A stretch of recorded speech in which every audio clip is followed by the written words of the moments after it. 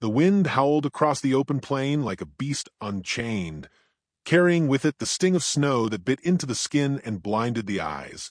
A single figure staggered against it, her skirts heavy with ice, her breath ragged.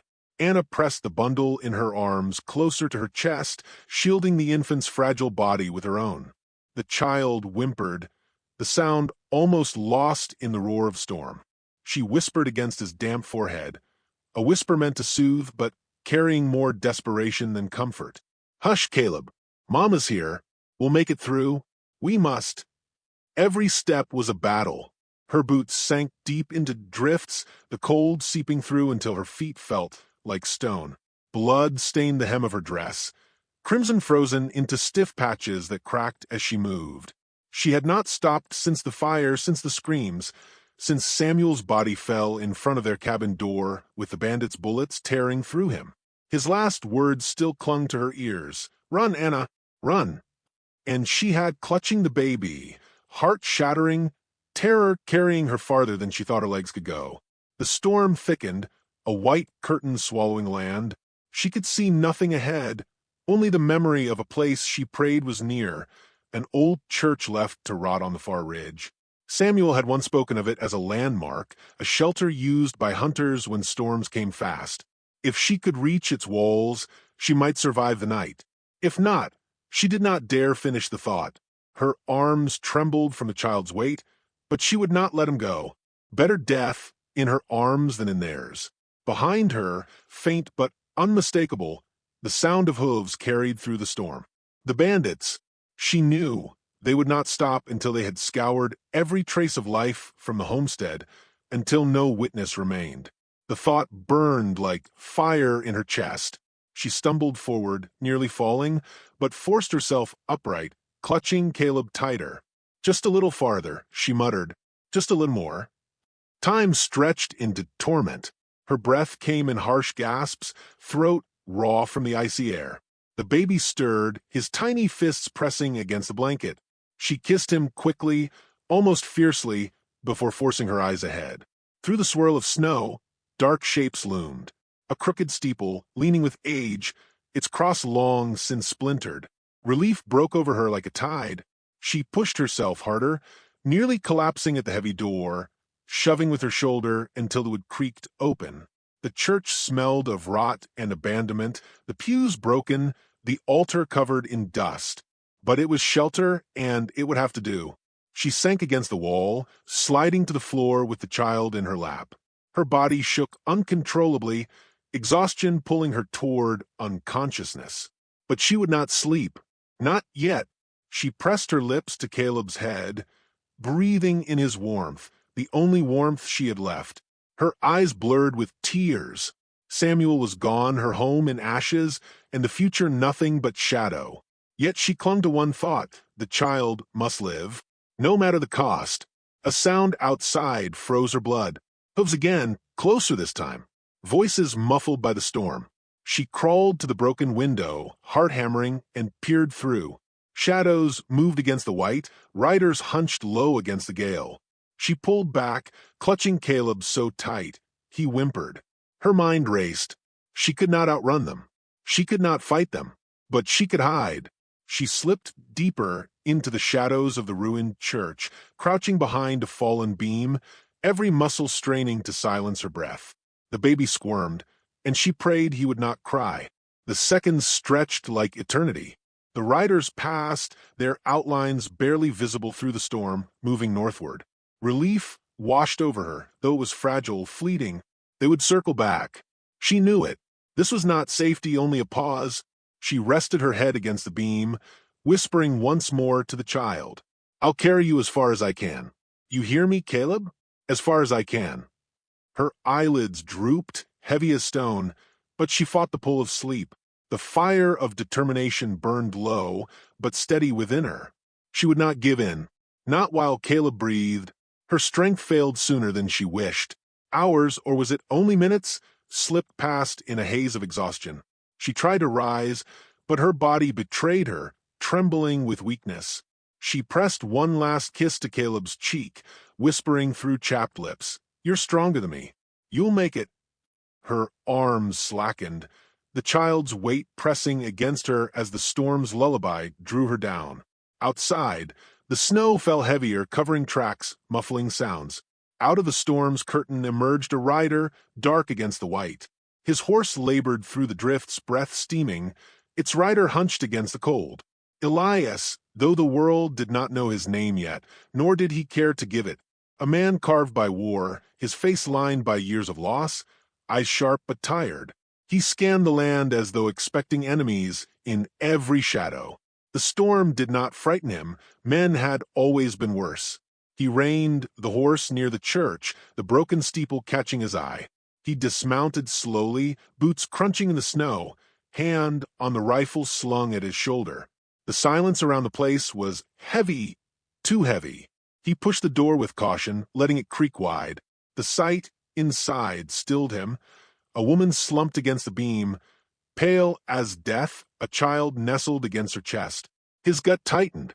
He had seen too many bodies to mistake the look of death, yet there was something fragile, stubborn in the way she held the infant, even unconscious. He stepped closer, kneeling, his hand brushing the child's cheek. Warm, alive. His gaze shifted to the woman. Her lips moved faintly, a whisper escaping, though he could not make out the words. He cursed under his breath, torn between leaving and staying. He did not carry other people's burdens anymore. Not since the war.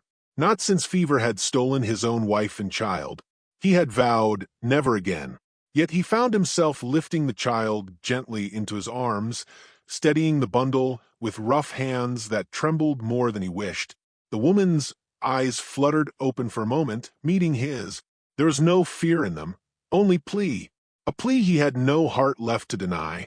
She whispered, barely audible, "Save him." Elias sat back on his heels, staring at the storm that raged beyond the door. He knew the world outside offered no mercy. He knew carrying them both would put him in the path of death again. And yet, as the child stirred against his chest, a strange warmth crept through the cold he had carried for years. He did not answer her. Not yet, but the choice had already begun to take root. Somewhere deep, despite his vow, he could not walk away. The fire cracked low in the ruined church, its glow painting the walls with trembling shadows. Elias crouched near it, feeding the flames with what little wood he had gathered from splintered pews.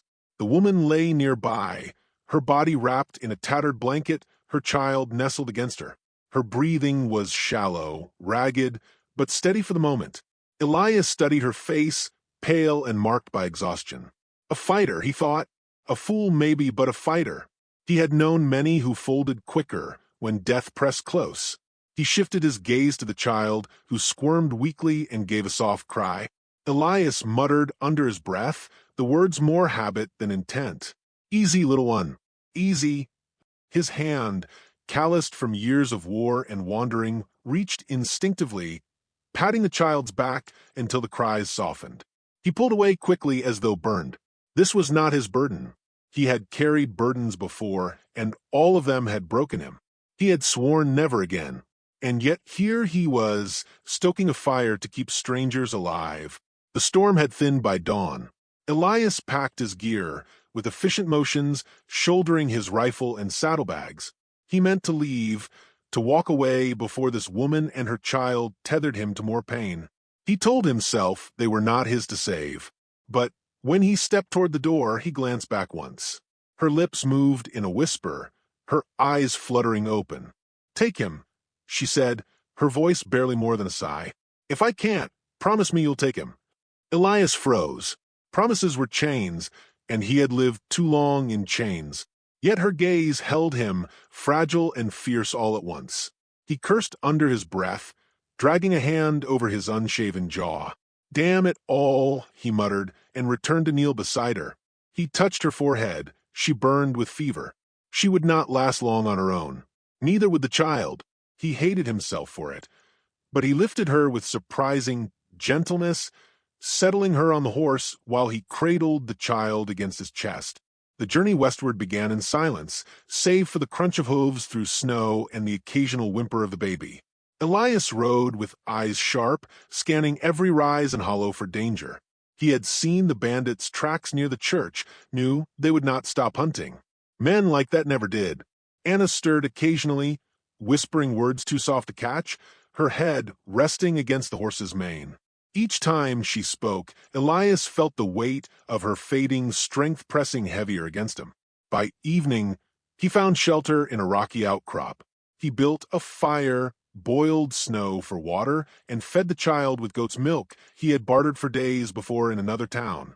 As the infant drank greedily, Elias felt a strange pang deep in his chest, an ache he had buried years ago when fever stole his own son. He shook it off, muttering, "You're just keeping him alive. Nothing more." Anna stirred, eyes half open, voice hoarse. "His name is Caleb," she whispered. "Don't forget." Elias met her gaze, steady but guarded. "I won't." She smiled faintly, then closed her eyes again, clutching the blanket around her child. The silence stretched between them, broken only by the crackle of the fire. The following days tested every ounce of his resolve. Snow still lingered, but the storm had passed, leaving bitter cold and hard ground. Twice he spotted smoke in the distance, bandits, no doubt. Once he heard riders' voices carrying faintly through the trees. Each time, he steered wide, pressing his horse through hidden trails, keeping low, every sense sharpened by the danger. Anna grew weaker, her words fewer, but her eyes never left Caleb. One night, as they camped beneath a cluster of pines, she turned her gaze on him with sudden clarity. "Why are you helping us?" she asked. Elias hesitated. The truth weighed, too heavy to share, the memories too raw. He answered simply, "Because I couldn't walk away." Her lips trembled, and for a moment he thought she might weep. But she only nodded, as though that answer was enough. The fragile peace did not last. Near dawn 2 days later, the crack of a twig split the silence.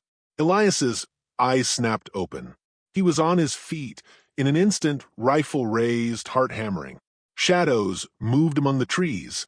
A voice barked, rough and cruel. "There they are." The bandits. Gunfire erupted. Bullets splintered bark, showering sparks from the fire.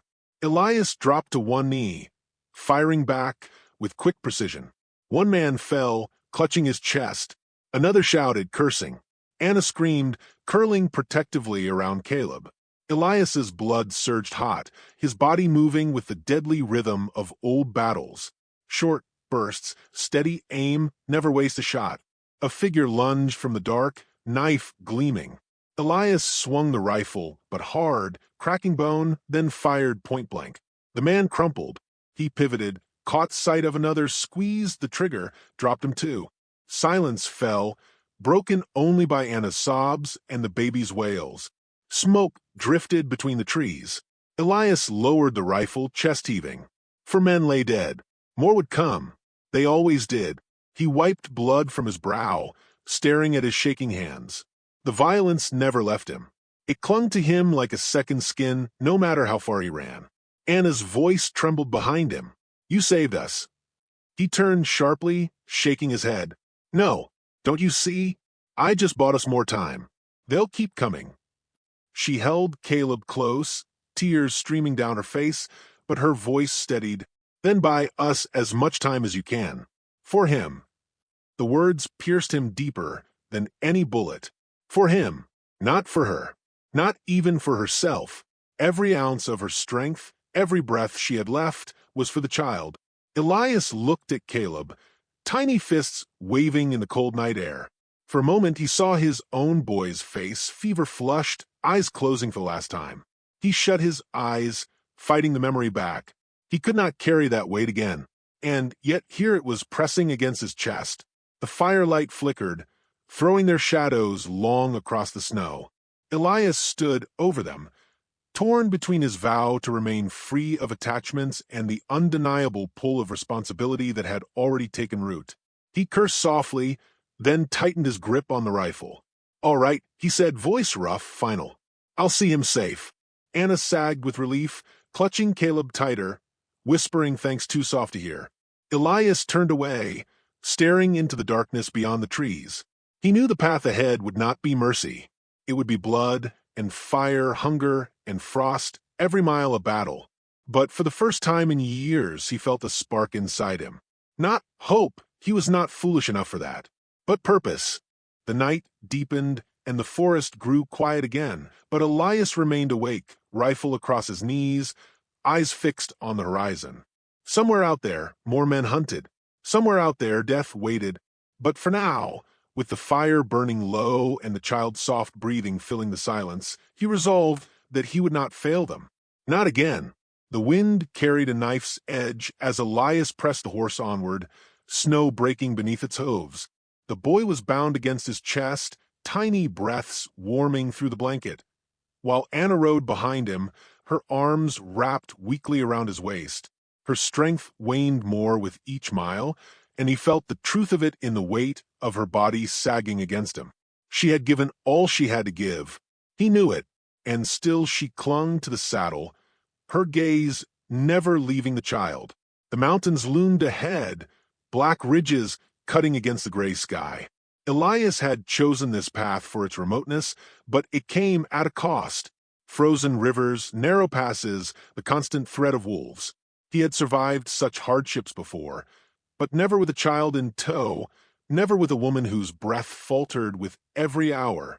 Yet he pressed on, driven by something he would not name. At dusk they reached the river. Ice cracked underfoot, water swirling beneath the thin crust. Elias tested each step with the butt of his rifle, leading the horse carefully across. Halfway through, the animal balked, ears pricked. A howl cut through the air, long and hungry. Wolves. Elias cursed, dragging the horse forward, his eyes sweeping the tree line. Shadows moved, low and silent. He reached for his revolver. Another howl answered the first, closer now. The pack fanned out, yellow eyes glinting in the half-light. The first wolf lunged. Elias fired once, the shot echoing like thunder. The beast yelped, falling into the snow. Another rushed from the side. The horse reared, nearly unseating them. Elias fired again, steady, precise. The pack hesitated, circling, snarling, their breath white in the cold. For a long moment, predator and man measured one another.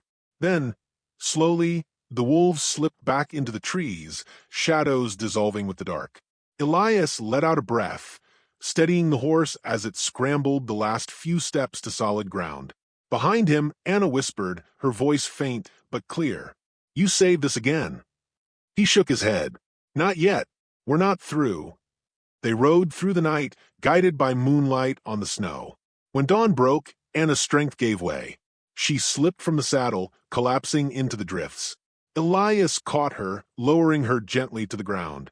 Her skin was cold, her breath shallow. She looked at him with eyes that seemed to see past the world itself. "Promise me," she whispered. He knelt beside her, the child stirring softly against his chest. "Don't waste your breath. You'll make it." Her lips curved, faintly, not quite a smile. "No, my time's gone." But his is just beginning. Her hand trembled as she pressed her wedding band into his palm. Tell him his mother loved him more than her own life." Elias felt the weight of the ring, heavier than iron. His throat tightened, words sticking like stones. "Anna, promise me," she insisted, her gaze burning even as her strength faded. He swallowed hard, his jaw clenched. "I promise." Relief softened her face. She leaned back, eyes fluttering shut. The snow gathered on her lashes, her breathing shallow. Elias held her hand until it grew still. For a long moment he remained there, the silence pressing in, broken only by the faint cry of the child. The sound drew him back. He rose slowly, slipping the ring into his coat, his eyes hardening. Grief could come later. Survival came first. He adjusted the child against his chest, tightened his grip on the reins, and pressed onward. By midday, the trail narrowed into a canyon. Rock walls rose steep on either side, snow thick underfoot. Elias's instinct screamed danger. He halted, scanning the ridges. A crow wheeled above, cawing sharply. Then the crack of a rifle split the air. The shot missed by inches, sparking stone near his head. Voices echoed from above. Bandits. The same devils who had burned Anna's home, who had hounded them through storm and shadow. Elias spurred the horse forward, shots raining down from the cliffs. He rode low, weaving between rocks, the child shielded beneath his coat. Bullets whined past, splintering stone. He returned fire with quick precision, dropping one man from the ridge. The others cursed, scrambling for better aim. The canyon opened into a clearing, and there the rest of the gang waited. 6 riders, rifles raised. Their leader, a scarred man with a wolfskin draped over his shoulders, called out with a grin that cut like a knife. "Hand over the brat, stranger, and maybe we'll let you ride on." Elias reined in, his eyes cold as steel. "You'll have to kill me first." The leader's grin widened. "Gladly." Gunfire erupted. Elias dismounted in a single motion, rolling to cover behind a fallen log. He fired back, sharp and deliberate, each shot finding its mark. 2 men fell before the others even had time to reload. The horse screamed, bolting into the trees. Elias kept low, moving with the practiced rhythm of a soldier. But numbers pressed hard. A bullet tore through his sleeve, grazing flesh. Another cracked the log beside his head. He reloaded with grim focus, teeth clenched. For the boy. For the promise. Then, from the corner of his eye, he saw movement. Anna. She had dragged herself from where he'd left her, clutching a fallen pistol. Her body trembled with weakness, but her eyes blazed with the fire of a mother's will. She raised the weapon, hands shaking, and fired. The shot struck true, hitting one of the bandits square in the chest. The gang roared in fury. Anna swayed, the pistol slipping from her grasp.